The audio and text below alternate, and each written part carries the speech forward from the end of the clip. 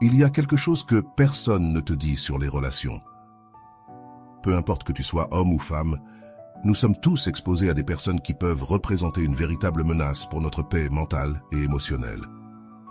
Il ne s'agit pas seulement d'infidélité ou de mensonges évidents, les signaux d'alerte ne sont pas toujours faciles à détecter.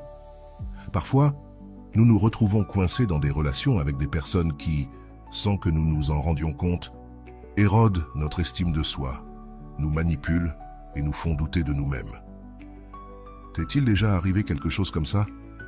As-tu déjà eu le sentiment que quelqu'un avec qui tu partages ta vie cachait une version de lui-même qui n'apparaît que lorsque tu t'y attends le moins? Le problème, c'est que bien souvent, nous ne voulons pas le voir. Nous idéalisons, nous justifions et nous nous convainquons qu'avec le temps, les choses s'amélioreront. Mais la réalité est différente. Les gens montrent qui ils sont dès le début, mais nous choisissons d'ignorer cela. Aujourd'hui, nous allons parler de 5 signaux d'alerte que tu dois reconnaître dans toute relation, que ce soit une relation de couple, d'amitié, avec un collègue de travail ou même un membre de la famille. Parce que le danger ne réside pas dans ce que tu vois, mais dans ce que tu choisis d'ignorer. Avant de continuer, je t'invite à réfléchir profondément à cela. Si tu as déjà eu le sentiment que quelqu'un t'a fait douter de ta propre valeur, cette vidéo est pour toi. Et si, dans ce processus, tu découvres quelque chose qui résonne en toi, je veux que tu laisses dans les commentaires la phrase suivante « Mon amour-propre n'est pas à vendre ». Maintenant, passons à la suite, où nous explorerons l'arrière-plan psychologique de ces signaux d'alerte. Nous verrons comment Jung, Freud et d'autres grands penseurs ont expliqué ces comportements et comment nous pouvons nous en protéger. Ne le manquez pas, les signaux d'alerte que tu ne dois pas ignorer. Analyse psychologique complète. Les relations humaines sont complexes et bien souvent, les signaux d'alerte sont devant nous, mais nous choisissons de les ignorer. Sigmund Freud parlait du mécanisme de défense du déni, où l'esprit, pour se protéger de la douleur, refuse de voir la réalité telle qu'elle est. Il en est de même lorsque nous sommes avec quelqu'un qui nous manipule constamment, qui nous épuise émotionnellement ou qui nous fait douter de notre propre perception. Jung disait que ce que nous nions en nous-mêmes se manifestera tôt ou tard dans notre vie. Si nous n'apprenons pas à reconnaître ces signaux à temps, nous finirons par répéter les mêmes schémas encore et encore. Mais pourquoi ignorons-nous ce qui est évident? Carl Rogers, père de la psychothérapie humaniste, affirmait que l'être humain préfère s'accrocher à ses croyances et perceptions, même lorsque celles-ci lui font du mal. Si quelqu'un nous blesse émotionnellement, mais nous dit « Je t'aime », nous choisissons de croire ces mots plutôt que ces actions. Et voici la première grande leçon de cette analyse. N'écoute pas ce qu'ils disent, observe ce qu'ils font. Salut à tous ceux qui nous regardent depuis différentes parties du monde, à tous nos amis de la France, du Canada, de la Belgique, de la Côte d'Ivoire, du Cameroun, des États-Unis, du Maroc, de l'Île-de-France, d'Algérie, d'Haïti, et bien sûr, au reste de nos frères et sœurs. Bienvenue sur Vision Stoïcienne. C'est toujours un plaisir de me connecter avec vous en partageant des idées profondes issues du vaste monde. N'oubliez pas de cliquer sur « J'aime », de partager cette vidéo avec vos proches, de vous abonner à notre chaîne et d'activer la cloche de notification pour rester informé de nos contenus les plus récents. Chaque geste compte pour nous aider à faire grandir cette communauté dédiée à la sagesse et à l'épanouissement. L'un des signaux les plus dangereux qu'une personne peut montrer est la manipulation émotionnelle. Comment la reconnaît-on? Lorsque quelqu'un te fait sentir coupable pour des choses que tu n'as pas faites, lorsque chaque dispute devient ta responsabilité, lorsque tu te sens obligé de te justifier pour tout, même pour des choses qui ne sont pas de ta faute. Carl Jung parlait de l'ombre, cet aspect de la personnalité que les gens cachent et qui, lorsqu'il se manifeste, peut être destructeur. Beaucoup de personnes cachent leur véritable soi sous le masque de la victimisation. Freud appelait cela le complexe de culpabilité projetée, où l'agresseur inverse les rôles et transforme la victime en problème. C'est ici que tu dois t'arrêter et te demander « Suis-je dans une relation où je dois constamment me défendre contre des accusations injustes ?» Si la réponse est oui, alors tu as trouvé un signal d'alerte. Un autre comportement dangereux est l'instabilité émotionnelle. Carl Rogers disait que l'amour mature est stable, prévisible et sûr. Si une relation ressemble à des montagnes russes émotionnelles, ce n'est pas de l'amour, c'est un jeu de pouvoir. Quand quelqu'un te traite bien un jour et t'ignore le lendemain, il te conditionne. La psychologie du renforcement intermittent explique que lorsque nous recevons des récompenses émotionnelles de manière aléatoire, notre cerveau développe une addiction à l'incertitude. C'est le même principe derrière les jeux de hasard. Tu ne sais jamais quand tu gagneras, et c'est pour cela que tu continues à jouer. Si quelqu'un te fait sentir incroyable à certains moments, mais te punit ensuite par son indifférence, il te manipule sans que tu t'en rendes compte. Voici une question que tu dois te poser. Est-ce que je me sens émotionnellement en sécurité dans cette relation, ou est-ce que j'attends toujours le prochain coup? Walter Rizzo, dans son livre Détachement sans anesthésie, explique que l'amour ne devrait pas faire mal. Si une relation te maintient dans un état d'anxiété constant, ce n'est pas de l'amour, c'est de la dépendance. Si tu te sens coincé dans une dynamique où tu essaies constamment de gagner l'attention de quelqu'un, il est temps de partir. Et ici, tu dois faire quelque chose de très important. Valider ta propre perception. Parce que le plus grand tour des personnes manipulatrices est de te faire croire que le problème vient de toi.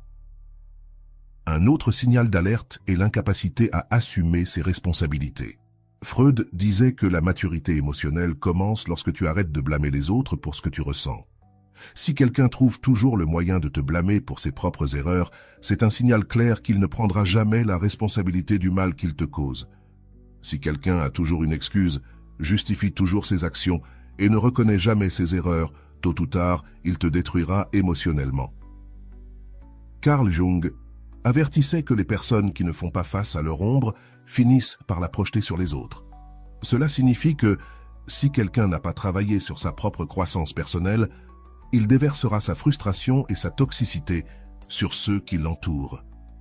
Voici une autre question importante. Cette personne améliore-t-elle ma vie ou la remplit-elle de chaos? Si la réponse est la seconde option, ce n'est pas la personne qui te convient, car l'amour ne doit pas être synonyme de souffrance. L'amour n'est pas incertitude. L'amour ne te fait pas douter de ta valeur. Si ce contenu a résonné en toi, je veux que tu laisses dans les commentaires « Mon amour propre n'est pas à vendre ». Parce que la seule manière de sortir d'une relation toxique est de reconnaître ta propre valeur. Passons maintenant à la suite, où nous allons réaliser des exercices psychologiques pour t'aider à identifier et rompre ces schémas. Ce sera un moment de véritable transformation, alors ne le manquez pas. Exercice psychologique pour briser les schémas de relations toxiques. Nous avons parlé des signaux d'alerte. Nous avons exploré comment la manipulation, la victimisation et le manque de responsabilité peuvent te détruire émotionnellement. Mais maintenant, voici la partie la plus importante. Comment t'en libérer? Parce que savoir identifier une relation nuisible est juste le premier pas. Le véritable changement survient lorsque tu choisis d'agir, et c'est ici que nous entrons dans la partie pratique. Des exercices psychologiques qui t'aideront à reconstruire ton estime de toi, à guérir des blessures émotionnelles et à t'assurer que tu ne permettras plus jamais à quelqu'un de te faire sentir inférieur. Exercice 1. La lettre que tu n'enverras jamais. Freud disait que les émotions refoulées ne meurent jamais. Elles trouvent juste d'autres façons de se manifester. Si tu as été dans une relation où tu as été manipulé, où tu t'es senti diminué, ou où tu as dû supplier de l'amour, il est fort probable qu'il y ait beaucoup de mots que tu n'as jamais dits. Aujourd'hui, tu vas les écrire. Écris une lettre pour cette personne qui t'a fait du mal, non pas pour l'envoyer, mais pour te libérer. Dis-lui tout ce que tu n'as jamais pu dire. Exprime-toi avec totale honnêteté, ne garde rien pour toi. Lorsque tu auras terminé, lis-la à haute voix pour toi-même et déchire-la ou brûle-la. Cet exercice est une façon symbolique de dire à ton esprit « je ne porte plus ce poids ». Parce que lâcher prise ne signifie pas oublier, ça signifie cesser de supporter quelque chose qui te fait du mal. Exercice 2. La phrase « devant le miroir ». Carl Rogers parlait du concept positif de soi. L'idée que c'est seulement lorsque nous nous validons nous-mêmes que nous arrêtons de chercher validation chez les autres. Va devant le miroir, regarde-toi dans les yeux et répète à haute voix « Je suis suffisant.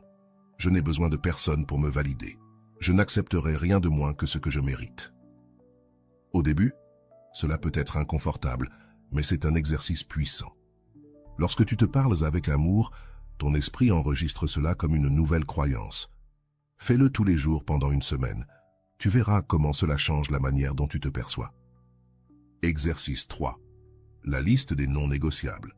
Walter Rizzo dit « L'amour sain repose sur le respect et des limites claires. Sans limite, l'amour devient souffrance. Fais une liste de tes non négociables. Quelles sont les choses que tu ne reviendras jamais accepter dans une relation? Manque de respect, manipulation, indifférence, contrôle émotionnel. Chaque fois que tu rencontres quelqu'un, reviens sur cette liste et demande-toi si cette personne la respecte. Si ce n'est pas le cas, ce n'est pas la personne qu'il te faut.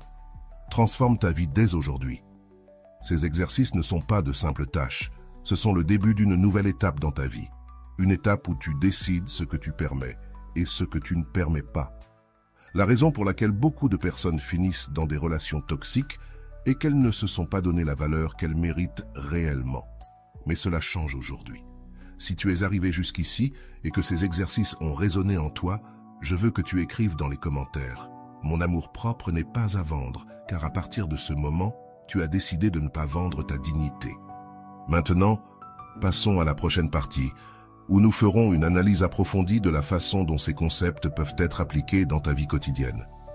Ce sera la partie la plus révélatrice, alors prépare-toi. Les relations humaines sont complexes, remplies de nuances et de subtilités. Parfois, ce qui semble être de l'amour n'est que de la dépendance. Ce qui semble être de l'intérêt est de la manipulation. Et ce qui semble être de la tendresse est un contrôle dissimulé. Sigmund Freud parlait des mécanismes de défense, des stratégies psychologiques que nous utilisons pour éviter la douleur émotionnelle. L'un des plus courants est le déni. Bien souvent, quand nous sommes dans une relation avec quelqu'un qui nous blesse émotionnellement, nous ne voulons pas voir les signaux d'alerte, car les affronter signifierait accepter que nous avons pris une mauvaise décision. Carl Jung disait que ce que nous nions à l'intérieur de nous finira par se manifester dans notre vie. Si nous n'apprenons pas à reconnaître ces signes à temps, nous finirons par répéter les mêmes schémas encore et encore. Mais pourquoi ignorons-nous ce qui est évident? Carl Rogers, père de la psychothérapie humaniste, affirmait que l'être humain préfère s'accrocher à ses croyances et perceptions, même quand elles nous blessent. Si quelqu'un nous blesse émotionnellement mais nous dit « je t'aime », nous choisissons de croire en ses paroles plutôt qu'en ses actions. Voici la première grande leçon de cette analyse. N'écoute pas ce qu'ils disent, observe ce qu'ils font. L'un des signes les plus dangereux qu'une personne peut montrer est la manipulation émotionnelle. Comment la reconnaît-on? Quand quelqu'un te fait te sentir coupable pour des choses que tu n'as pas faites, quand chaque dispute finit par être de ta responsabilité, quand tu te sens obligé de te justifier pour tout, même pour des choses qui ne sont pas de ta faute. Carl Jung parlait de l'ombre, cet aspect de la personnalité que les gens cachent et qui, lorsqu'il se manifeste, peut être destructeur. Beaucoup de personnes cachent leur vrai soi sous le masque de la victimisation. Freud l'appelait le complexe de culpabilité projetée, où l'agresseur inverse les rôles et transforme la victime en problème. C'est là que tu dois te regarder et te poser la question suivante. Suis-je dans une relation où je dois constamment me défendre contre des accusations injustes? Si la réponse est oui, tu as trouvé un signal d'alerte. Un autre comportement dangereux est l'instabilité émotionnelle. Carl Rogers disait que l'amour mature est stable, prévisible et sécurisé. Si une relation est des montagnes russes émotionnelles, ce n'est pas de l'amour, c'est un jeu de pouvoir. Quand quelqu'un te traite bien un jour et le lendemain t'ignore, il te conditionne. La psychologie du renforcement intermittent explique que, lorsque nous recevons des récompenses émotionnelles de façon aléatoire, notre cerveau développe une addiction à l'incertitude. C'est le même principe derrière les jeux de hasard. Tu ne sais jamais quand tu vas gagner, et c'est pour cela que tu continues à jouer. Si quelqu'un te fait te sentir incroyable par moment, mais te punit ensuite par son indifférence, il te manipule sans que tu t'en rendes compte. Voici une question à te poser. Est-ce que je me sens émotionnellement en sécurité dans cette relation, ou suis-je toujours en train d'attendre le prochain coup? Walter Rizzo, dans son livre, explique que l'amour ne devrait pas faire mal. Si une relation te maintient dans un état d'anxiété constant, ce n'est pas de l'amour, c'est de la dépendance. Si tu te sens piégé dans une dynamique où tu essaies constamment de gagner l'attention de quelqu'un, Il est temps de sortir. Et ici, tu dois faire quelque chose de très important. Valider ta propre perception, car le plus grand tour des personnes manipulatrices est de te faire croire que le problème, c'est toi. Un autre signe d'alerte est l'incapacité de prendre des responsabilités. Freud disait que la maturité émotionnelle commence lorsque tu arrêtes de blâmer les autres pour ce que tu ressens. Si une personne trouve toujours un moyen de te culpabiliser pour ses propres erreurs, c'est un signe clair qu'elle ne prendra jamais de responsabilité pour les torts qu'elle te cause. Si quelqu'un a toujours une excuse, justifie toujours ses actions et ne reconnaît jamais ses fautes, tôt ou tard, il te détruira émotionnellement. Carl Jung avertissait que les personnes qui ne font pas face à leur ombre finissent par la projeter sur les autres.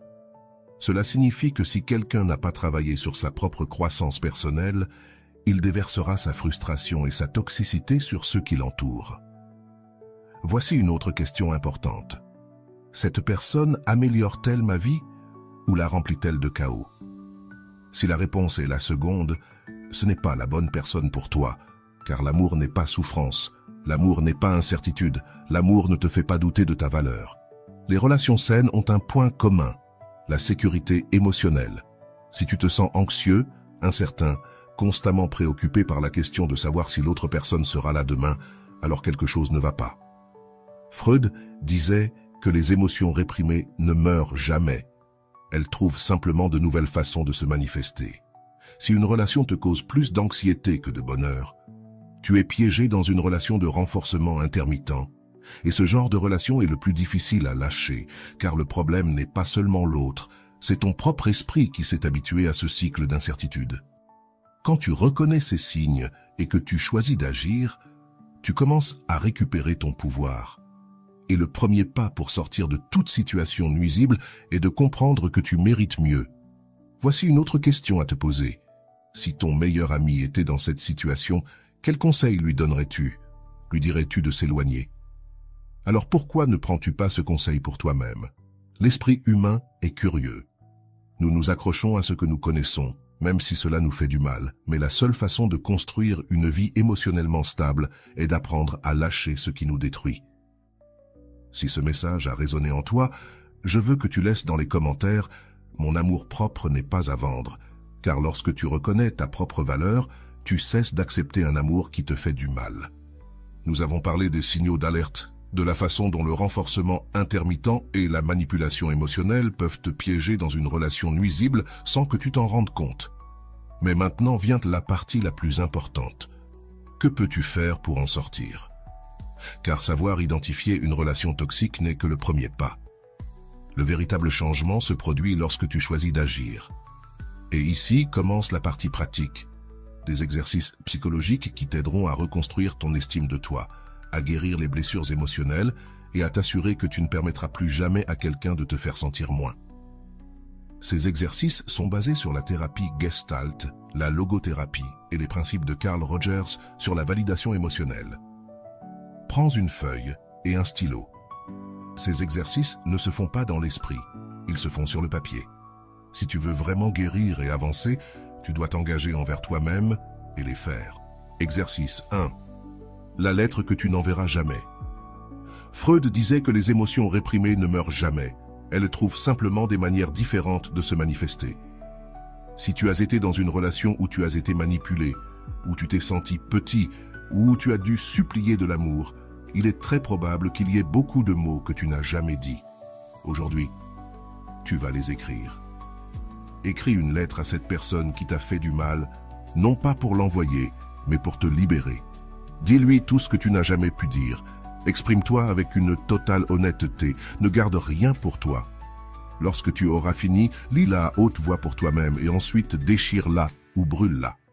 Cet exercice est une manière symbolique de dire à ton esprit « Je ne porte plus ce poids ». Car lâcher prise ne signifie pas oublier. Cela signifie arrêter de tenir quelque chose qui te fait du mal. Exercice 2. La phrase devant le miroir.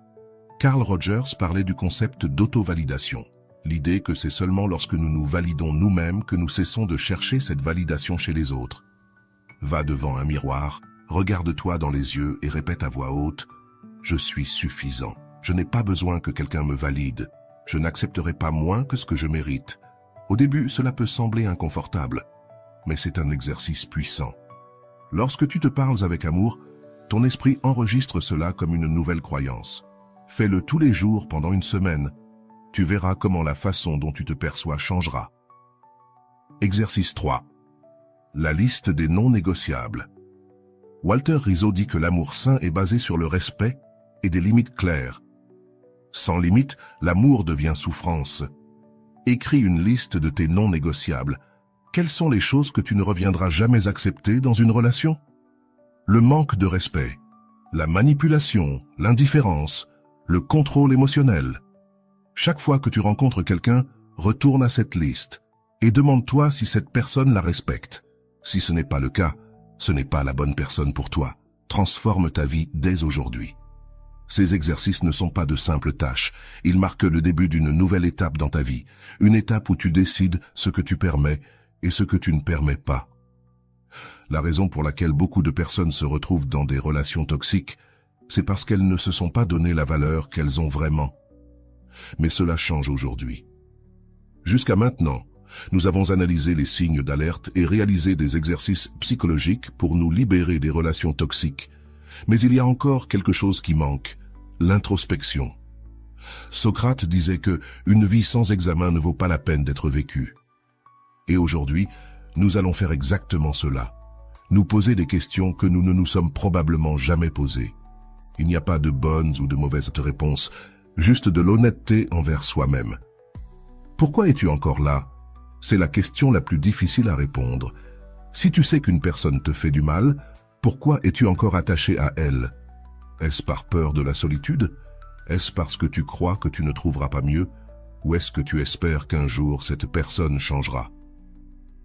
Carl Jung disait que l'espoir peut être l'une des formes les plus subtiles de l'auto-illusion. Si tu attends depuis des mois ou des années qu'une personne change, qu'est-ce qui te fait penser que maintenant elle va le faire? Comment serait ta vie sans cette personne? Si on te disait aujourd'hui que tu avais la chance de recommencer, comment se verrait ta vie sans cette relation? Te sentirais-tu soulagé ou terrifié? Si l'idée d'être sans quelqu'un te fait peur, alors cette relation n'est pas de l'amour, c'est de l'attachement. Walter Rizzo dit que l'attachement émotionnel est de confondre le besoin avec l'amour. Si tu crois avoir besoin de quelqu'un pour aller bien, alors tu as perdu ton autonomie émotionnelle. Et c'est quelque chose que tu dois récupérer.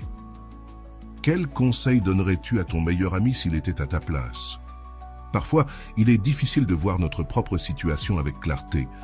Mais si ton meilleur ami était coincé dans une relation où il est manipulé, ignoré ou méprisé, que lui dirais-tu? Probablement que tu lui conseillerais de sortir de là. Alors pourquoi n'appliques-tu pas ce même conseil à toi-même? Carl Rogers disait que nous traitons les autres avec plus de compassion qu'à nous-mêmes. Il est temps de te traiter avec le même respect que tu donnerais à quelqu'un que tu aimes. Récapitulons ce que nous avons appris jusqu'à présent. Si tu es arrivé jusqu'ici, tu as déjà fait un pas important dans ton processus de guérison. Nous avons parlé des signes d'alerte qui montrent qu'une personne n'est pas fiable, comme la manipulation et le renforcement intermittent, qui peuvent t'enfermer dans une relation nuisible. Nous avons fait des exercices psychologiques pour briser ces schémas et des questions qui t'aideront à voir ta situation avec plus de clarté. Mais il manque encore quelque chose. Comprendre tout cela en théorie est une chose, mais l'appliquer dans la vie réelle en est une toute autre. C'est pourquoi, dans la prochaine partie, je vais te raconter une histoire qui reflète exactement ce que nous avons abordé ici. Avant de continuer, je veux te poser une question finale. Si ton histoire était un livre, continuerais-tu à écrire le même chapitre ou serais-tu prêt à en commencer un nouveau? La décision t'appartient. Maintenant, avançons à la prochaine partie où tu rencontreras un personnage qui a dû faire face à la même lutte que toi et nous verrons ce qu'il a fait pour s'en sortir. Ne manque pas cela. La première fois que Eduardo vit Monica, il sentit que quelque chose dans sa vie avait changé pour toujours. Ce n'était pas seulement sa beauté, mais la manière dont elle le regardait, avec cette intensité qui faisait disparaître tout ce qui l'entourait. Ce n'était pas l'histoire d'amour typique.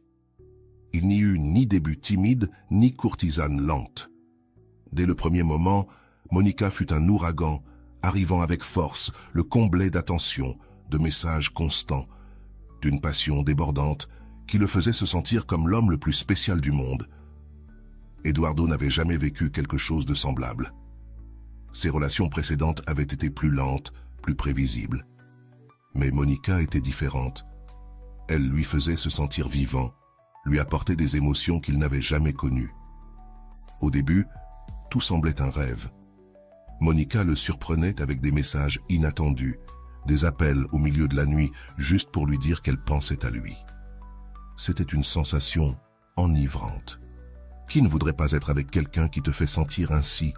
Mais ce que Eduardo ignorait à ce moment-là, c'était que ce même feu qui maintenant le consumait finit par le détruire.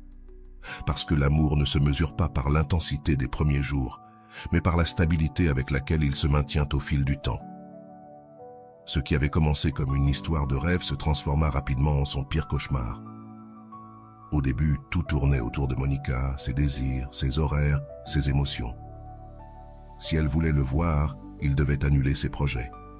Si elle était en colère, il devait trouver un moyen de la calmer. Si elle disparaissait pendant des jours, puis revenait comme si de rien n'était, il devait être prêt à l'accueillir sans poser de questions. Et peu à peu, Eduardo perdit le contrôle. Au début, il ne s'en aperçut pas. Comment aurait-il pu, étant donné qu'il était trop aveuglé par l'idée qu'une femme aussi passionnée que Monica soit avec lui? Mais avec le temps, la confusion commença à s'installer. Il y avait des jours où elle le traitait comme s'il était la personne la plus importante de sa vie, des jours où elle le comblait d'amour, de promesses, de moments qui semblaient tout droit sortis d'un film, puis elle disparaissait sans explication, sans raison, simplement sans répondre. Les premières fois, Eduardo pensa qu'elle était peut-être occupée, mais peu à peu, il commença à repérer un schéma. Quand elle revenait, il y avait toujours une excuse. Elle avait traversé une période difficile, elle avait besoin d'espace, et il devait comprendre qu'elle était comme ça.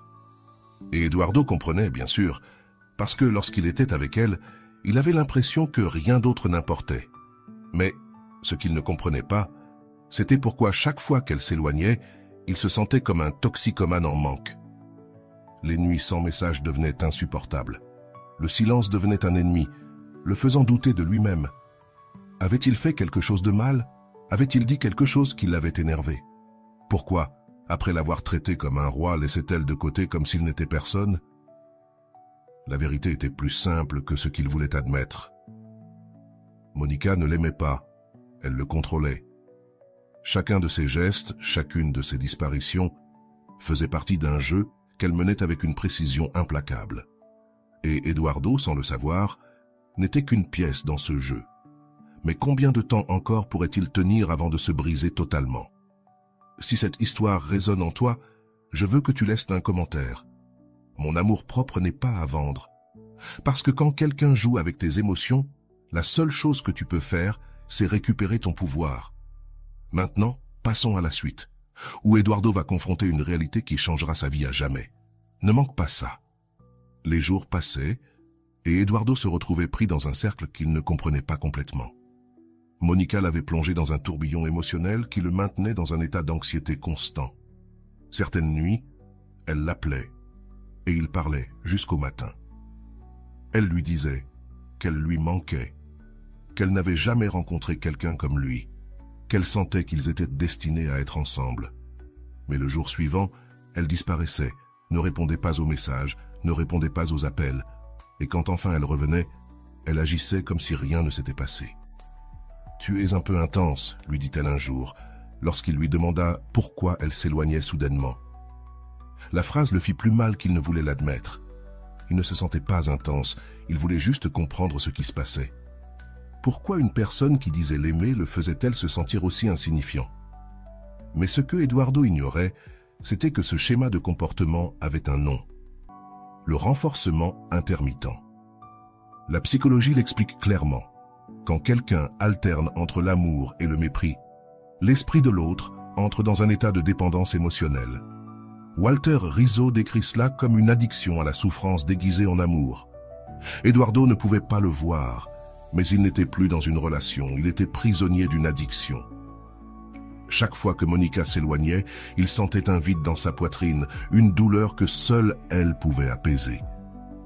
Et quand elle revenait, même si c'était avec indifférence, même si c'était avec des excuses, il se sentait soulagé. Car le pire pour Eduardo, ce n'était pas que Monica le traite mal. Le pire, c'était la possibilité de la perdre. Le plus ironique, c'était que, lorsqu'ils étaient ensemble, il ne se sentait pas toujours heureux. Il y avait quelque chose en elle qui le faisait douter de tout, une sensation constante que, à tout moment, tout pourrait s'effondrer.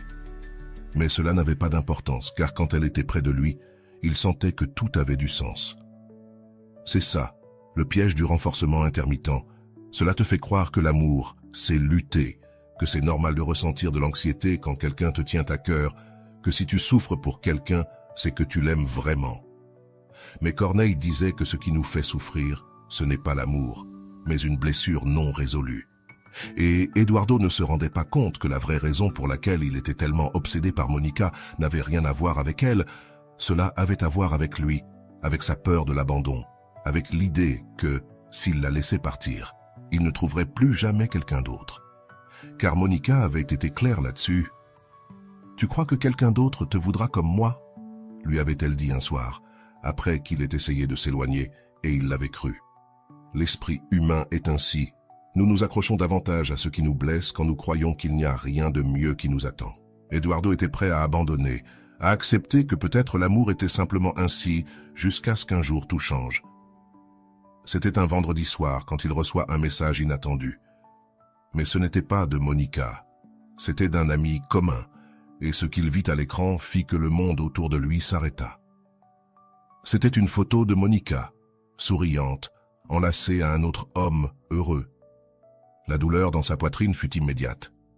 Ce n'était pas seulement de la jalousie, c'était la confirmation de ce qu'il avait toujours soupçonné. Elle n'avait jamais été vraiment avec lui. Elle avait toujours joué avec lui. Et le pire, ce n'était pas cela. Le pire, c'était qu'en dépit de tout, il la voulait toujours. Eduardo éteignit son téléphone et ferma les yeux. Pour la première fois en mois, il n'avait plus à se demander où était Monica. La réponse était là, devant lui. Mais aurait-il le courage d'accepter la vérité? Le temps sembla s'arrêter. Eduardo resta à regarder l'écran de son téléphone sans cligner des yeux. L'image de Monica, enlacée à un autre homme, ne lui fit pas seulement mal, elle le détruisit. Pas parce qu'il ne l'avait pas déjà soupçonné, mais parce qu'il avait maintenant la preuve définitive. La vérité, celle qu'il avait évité de confronter pendant si longtemps, était là, dans une simple photo. Monica n'avait jamais été sienne. Elle ne lui avait jamais appartenu, car Monica n'appartenait à personne. C'était comme le vent, toujours en mouvement, toujours à la recherche d'un nouvel endroit où se poser. Eduardo sentit qu'il manquait d'air, son cœur battait fort, comme s'il voulait s'échapper de son propre corps. Par instinct, il voulut lui écrire, lui demander ce que signifiait cette photo, lui exiger une explication. Pourquoi? Pourquoi l'avait-elle fait se sentir spécial si, à la fin, il n'était qu'un autre parmi tant d'autres? Mais quelque chose en lui s'arrêta. Une pensée claire surgit dans la tempête d'émotions. Avait-il vraiment besoin d'une explication? Que lui dirait-elle? Que ce n'était pas ce que cela semblait être? Que cet homme n'était qu'un ami? Eduardo laissa tomber son téléphone sur la table et se prit le visage dans les mains. La vérité était évidente. Et au-delà de la trahison, ce qui faisait vraiment mal, c'était d'avoir permis qu'on le manipule pendant si longtemps. Parce que s'il était honnête avec lui-même, il avait ressenti cette même angoisse tout au long de la relation. Chaque fois que Monica disparaissait sans raison, chaque fois qu'elle l'ignorait pendant des jours, chaque fois qu'il devait supplier pour obtenir son attention, la relation n'avait jamais été réelle. C'était un jeu dans lequel il avait toujours perdu. Il se leva et se dirigea vers le miroir. Ce qu'il vit le fit plus mal que n'importe quoi d'autre. Ce n'était pas le même homme qui avait commencé cette histoire. Son reflet lui renvoie l'image de quelqu'un de fatigué, quelqu'un qui s'était perdu en essayant de maintenir quelque chose qui n'avait jamais existé. À ce moment-là, une question traversa son esprit comme un éclair. Combien de choses était-il prêt à perdre? Eduardo avait sacrifié sa paix, son estime de soi, sa dignité, et pourtant, cela n'avait pas suffi. Il resta silencieux, respirant, sentant, comprenant. L'amour ne devrait pas faire aussi mal. Carl Rogers disait qu'une relation saine est celle dans laquelle les deux peuvent grandir sans crainte. Avec Monica, il n'avait jamais grandi, Il s'était seulement rétréci, il était devenu une version plus fragile de lui-même. Mais tout avait une limite, et Eduardo était sur le point d'atteindre la sienne. Il serra les poings. Il n'allait pas lui écrire, il n'allait rien lui demander. Pas parce qu'il ne voulait pas de réponse, mais parce qu'il n'en avait plus besoin. Le simple fait de ressentir le besoin d'une explication était un signe qu'il était encore prisonnier de son jeu et il était prêt à en sortir. D'un geste ferme, il prend son téléphone et effaça son contact. Pas seulement la conversation, le numéro. Pas parce qu'il la détestait, mais parce qu'il s'aimait suffisamment pour ne plus lui permettre de jouer avec lui. Cette nuit-là, Eduardo ne pleura pas. Il ne ressentit pas un soulagement immédiat, mais pour la première fois depuis longtemps, il ressentit quelque chose de différent, la liberté. La question n'était plus pourquoi Monica avait agi ainsi. La question était, que ferait-il de sa vie maintenant qu'elle n'y était plus? Le silence dans la chambre d'Eduardo était différent. Ce n'était plus le silence de l'attente, mais celui d'une décision prise. Il ne lui écrirait pas, il ne chercherait pas de réponse, il ne tenterait pas de comprendre ce que Monica avait fait. Parce que la vérité était déjà devant lui. Le problème n'était pas elle. Le problème, c'était lui. Comment avait-il permis à quelqu'un de jouer avec lui de cette manière? Il s'assit sur le lit et regarda autour de lui. La maison était vide. Pas parce que Monica n'y était pas, mais parce qu'il avait perdu une partie de lui-même dans cette relation. L'amour devrait nous faire sentir complets, pas brisés. Mais quand une relation repose sur le contrôle, la manipulation et le renforcement intermittent, elle devient une addiction déguisée en amour. Carl Jung disait que nous sommes ce que nous choisissons de répéter. Et Eduardo se rend compte qu'il avait répété le même schéma pendant des mois, attendant, justifiant, trouvant des excuses pour quelqu'un qui n'avait jamais été sien. Mais ce cycle prenait fin ce jour-là. Il se leva et marcha vers le miroir. Il se vit avec des yeux plus clairs que jamais. Il n'était pas faible, il avait été trompé, oui. Il avait été manipulé, oui. Mais maintenant, il avait le contrôle. Pour la première fois en moi, il avait le pouvoir de choisir quelque chose de différent. Il prit une grande inspiration et se fit une promesse. Il ne se perdrait plus jamais pour quelqu'un. Il n'accepterait plus jamais des miettes d'amour. Il ne resterait plus jamais dans un endroit où il devrait douter de sa propre valeur. Cette nuit-là, Eduardo dormit sans anxiété, sans la peur de savoir si elle écrirait ou non. Parce que, pour la première fois depuis longtemps, cela ne l'importait plus. Les jours passèrent, et Eduardo commença à se sentir différent. Ce ne fut pas facile, ce n'était pas une question d'un seul moment d'illumination. La dépendance émotionnelle est comme une drogue. Au début, le corps en redemande, l'esprit cherche n'importe quelle excuse pour revenir. Mais avec le temps, la douleur s'estompe et quelque chose de nouveau commence à apparaître, la paix. Eduardo commença à faire des choses qu'il avait laissées de côté à cause de Monica. Il retourna à la salle de sport, se concentra sur son travail, passa plus de temps avec ses amis et quelque chose d'incroyable se produisit. Un jour, sans avertissement, il se rendit compte qu'il n'avait pas pensé à elle de toute la journée. L'absence, qui auparavant le poignardait comme un couteau, était devenue de la liberté. Pas parce qu'il l'avait oubliée, mais parce qu'il n'en avait plus besoin. C'est cela, la clé de la guérison. Il ne s'agit pas de haïr l'autre, il ne s'agit pas de chercher à se venger ou de prouver quelque chose. Il s'agit d'arriver à un point où, sincèrement, cela ne t'importe plus. Eduardo comprit quelque chose qui changea sa vie. L'amour véritable ne se mendie pas. Si tu dois convaincre quelqu'un de te valoriser, tu as déjà perdu. Un jour, alors qu'il marchait dans la ville, il la vit. Monica marchait main dans la main avec un autre homme, souriante. Eduardo se prépara au coup dans la poitrine, mais le coup ne vint jamais. Elle est arrivée, elle l'a vu, et a continué à marcher, car elle savait maintenant quelque chose qu'elle ne comprenait pas avant. Monica ne l'avait jamais aimé, mais cela ne lui importait plus, car l'amour dont il avait besoin, il le trouvait désormais en lui-même. L'histoire de Monica n'est pas juste une histoire. C'est un reflet de ce que beaucoup de personnes ont vécu dans leur chair. Combien de fois sommes-nous accrochés à quelqu'un qui ne nous valorise pas? Combien de fois avons-nous confondu l'amour avec la dépendance? Depuis le début, Eduardo n'était pas amoureux de Monica, Il était amoureux de la sensation qu'elle lui donnait, le frisson émotionnel, le sentiment d'être spécial, l'idée qu'elle l'avait choisi parmi tous. Mais le problème de construire une relation sur l'intensité, c'est que lorsque l'euphorie se termine, il ne reste que le vide. Carl Jung disait que ce que tu nies te soumet, ce que tu acceptes te transforme. Et pendant longtemps, Eduardo a nié la vérité. Il a nié que Monica ne l'utilisait que quand cela l'arrangeait. Il a nié que leur relation n'était pas de l'amour, mais un jeu de pouvoir. Il a nié qu'il avait permis cette dynamique. Mais au moment où il accepta la vérité, tout changea. Voici la première grande leçon de son histoire. L'amour véritable ne fait pas mal de cette manière. Si quelqu'un te fait constamment douter de ta valeur, ce n'est pas de l'amour. Si tu dois justifier ses absences, ses changements d'humeur, sa froideur, ce n'est pas de l'amour. Si tu te sens comme si tu marchais sur des œufs pour ne pas perdre cette personne, ce n'est pas de l'amour. Freud disait que les gens choisissent inconsciemment la douleur qu'ils connaissent. Et Eduardo, sans s'en rendre compte, était pris dans une relation qui renforçait ses insécurités les plus profondes. Il se sentait spécial quand Monica le choisissait. Il se sentait vide quand elle l'ignorait. Et dans ce cycle, son estime de soi se détériorait jusqu'à ce qu'il ne sache plus qui il était sans elle. Voici la deuxième grande leçon. Le renforcement intermittent crée une addiction. Ce n'était pas Monica en elle-même qui le retenait, mais l'incertitude, l'idée que peut-être, s'il faisait tout bien, elle le reprendrait comme avant.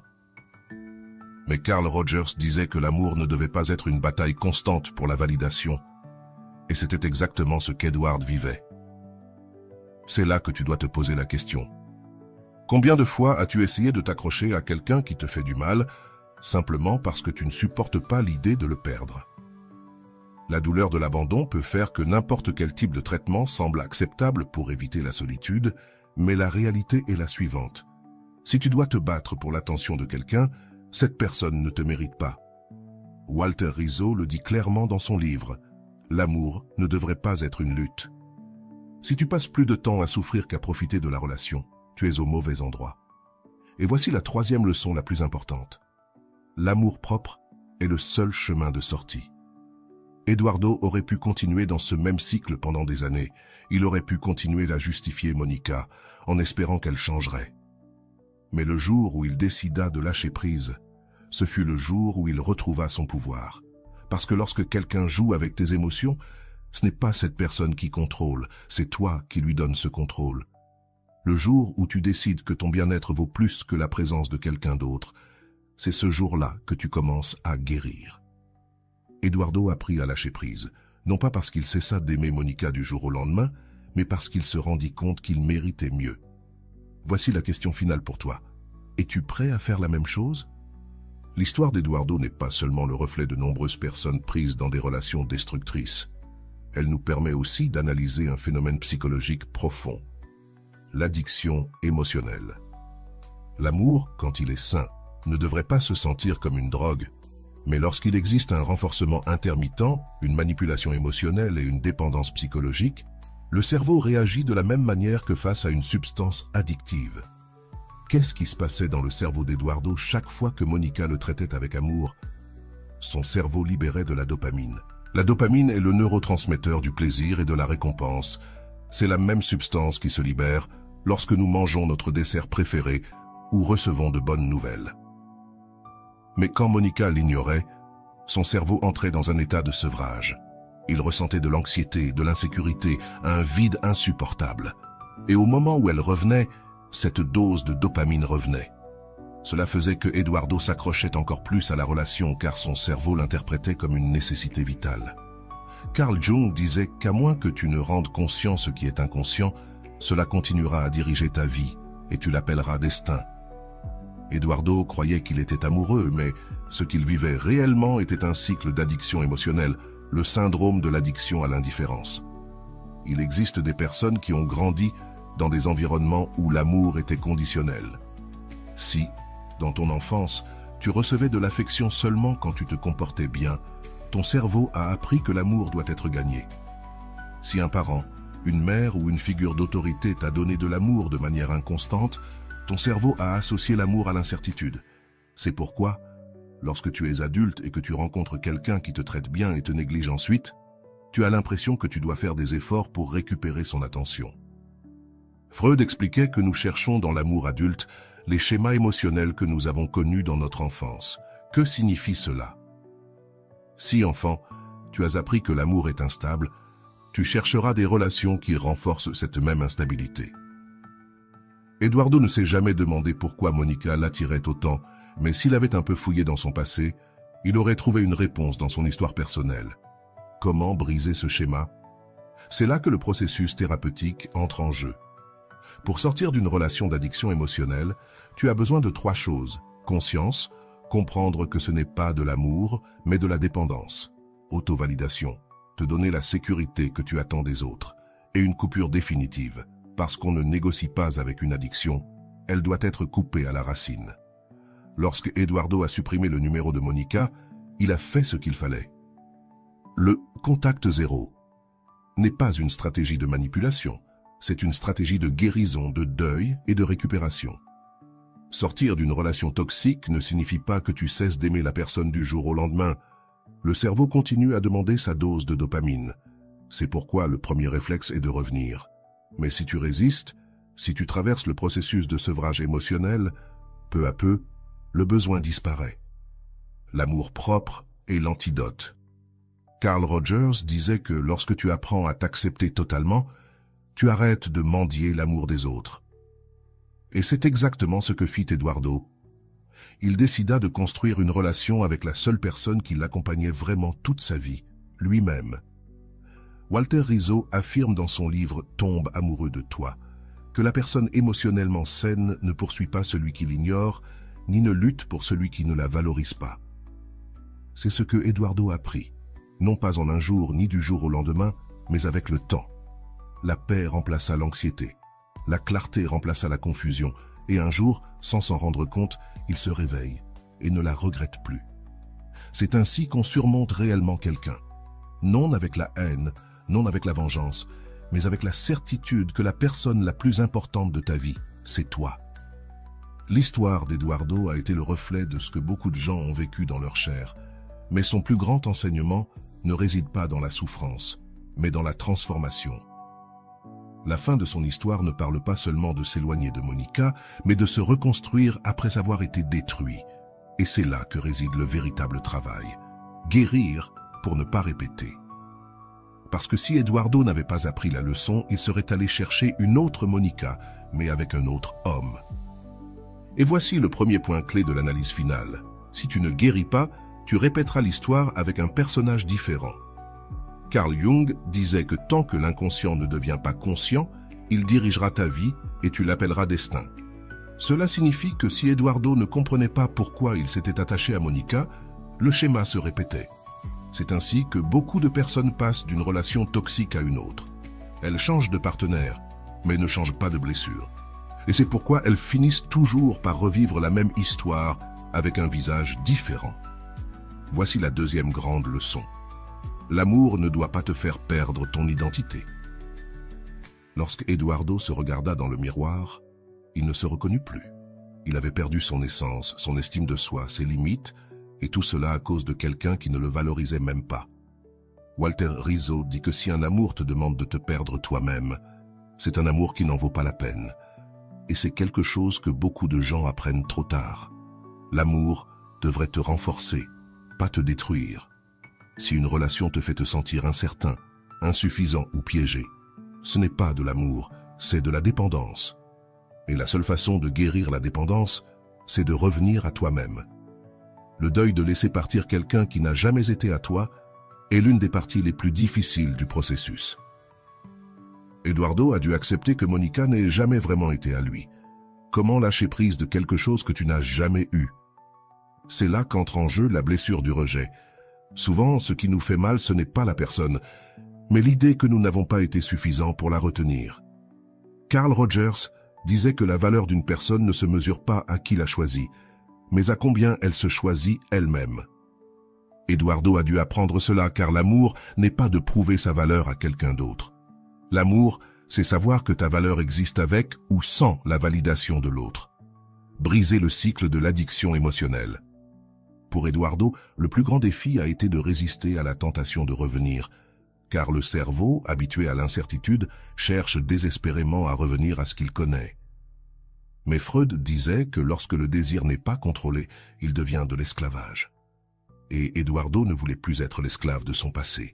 La seule façon de briser un schéma, c'est de ne pas le nourrir à nouveau. Chaque message qu'il n'a pas envoyé, chaque impulsion qu'il a ignorée, chaque fois qu'il a choisi sa paix plutôt que son anxiété, a été une victoire. Car guérir n'est pas un moment d'illumination. Guérir est une série de petites décisions quotidiennes, jusqu'à ce qu'un jour, sans t'en rendre compte, ça ne fasse plus mal. La renaissance d'Eduardo. Lorsqu'Eduardo l'a revu, enlacé avec un autre homme, il n'a ressenti aucune émotion. Pas parce qu'il l'avait oublié, mais parce qu'il n'en avait plus besoin. Son esprit, qui la voyait autrefois comme le centre de son univers, la voyait maintenant comme une personne parmi d'autres dans la foule. Et là, à ce moment-là, il a compris ce qu'était la vraie liberté.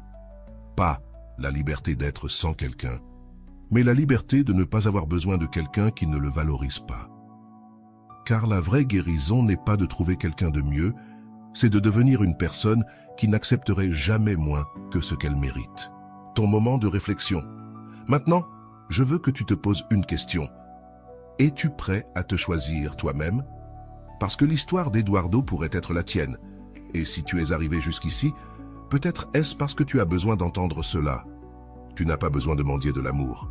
Tu n'as pas besoin de prouver ta valeur. Tu n'as pas besoin de rester dans un endroit où tu te sens constamment insuffisant. Nous avons parcouru ensemble l'histoire d'Eduardo, une histoire qui ne reflète pas seulement son processus de guérison, mais aussi celui de nombreuses personnes ayant vécu des relations destructrices. Mais maintenant, je veux m'adresser directement à toi. Car si tu es arrivé jusqu'ici, c'est qu'une partie de cette histoire t'a touché. Peut-être t'es-tu vu dans Eduardo, peut-être as-tu reconnu quelqu'un comme Monica dans ta vie, peut-être as-tu compris pour la première fois que ce que tu appelais de l'amour est en réalité une addiction émotionnelle. Et ce que je veux que tu comprennes aujourd'hui, c'est ceci. Tu peux sortir de ce cycle. Ce ne sera pas facile, ce ne sera pas rapide, mais chaque jour où tu choisiras ta paix plutôt que ton anxiété, tu seras plus près de te libérer. Carl Jung disait que celui qui regarde vers l'extérieur rêve, celui qui regarde vers l'intérieur s'éveille. Il est temps de s'éveiller. Il est temps de te regarder avec honnêteté et de te demander « Que faut-il que je fasse pour me sentir complet, sans dépendre de quelqu'un d'autre ?» Parce que la réponse n'a jamais été dans une autre personne. Elle a toujours été en toi.